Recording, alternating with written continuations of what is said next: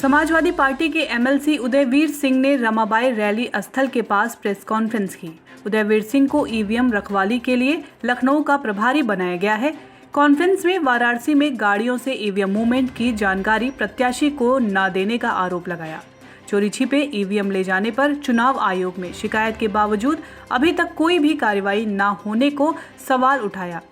सरोजनी नगर विधानसभा से भाजपा प्रत्याशी राजेश्वर सिंह की पत्नी चुनाव के समय भी लखनऊ में आईजी के पद पर बनी रही, यह भी बहुत बड़ा सवाल है।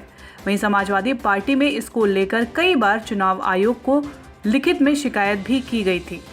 प्रेस कॉन्फ्रेंस के दौरान समाजवादी पार्टी के कार्यकर्ताओं पदाधिकारियों को ईवीएम पर निगरानी रखने का निर्देश दिया गया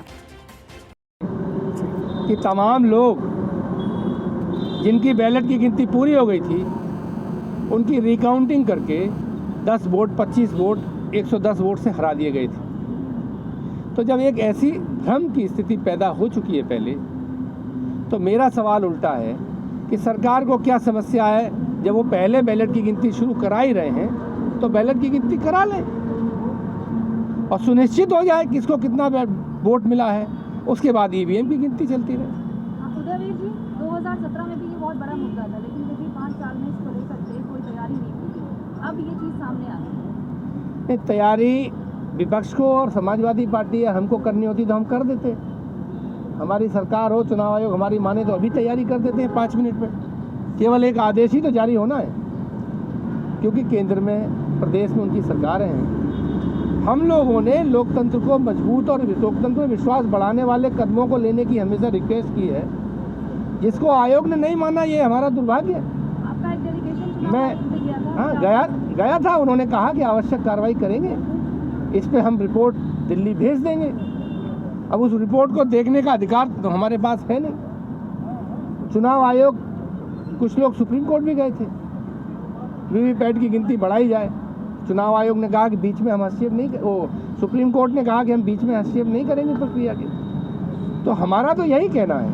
मैंने एक एग्जाम्पल दिया है आप सबको कि जब लखनऊ की आईजी पद पर रहते हुए अपने पति को इसी लखनऊ से लड़ा सकती हैं और सारी सरकारी अमला उनके पीछे लगा रह सकता है, तो क्या चुनाव आयोग को ये दिखता नहीं है? ये बहुत लॉजिकल और वैलिड सवाल है जो हमने खड़ा किया। अब इस पर जवाब नहीं आया। अभिषेक जी और हमारी पूरी पार्टी के डेलीगेशन गया था। उत्तर प्रदेश के अधिकारी कहते रहे कि हम आपकी बात से सहमत हैं। इस तरह की रिपोर्ट हमने दिल्ली भेज दी है, निर्णय वहाँ से आना है, उसी का इंतजार है। और इंतजार की तो इंतहा हो गई, अब तो वोट भी पड़ गए। सही बात। तो हम तो सवाल उठा सकते हैं, जितने डेमोक्रेटिक और लोकतांत्रिक संस्थाएं हैं, संवैधानिक संस्थाएं, उनके सामने उठा सकते हैं। और जो सवाल उनके सामने नहीं सुलझते उन्हें जनता में ले जा सकते हैं। तो हमने तो वही किया है। कल बनारस के कमिश्नर ने जो घटना कल बनारस में सामने आई उस पर अपनी सफाई दी। उन्होंने बताया कि ट्रेनिंग से जुड़े हुए एक दिन पहले ट्रेनिंग होती है। लखनऊ में कब ट्रेनिंग हुई आपको पता लगा? क्या चुनाव आयोग बनारस में अलग ट्रेनिंग कराता है, लखनऊ में अलग कराता है?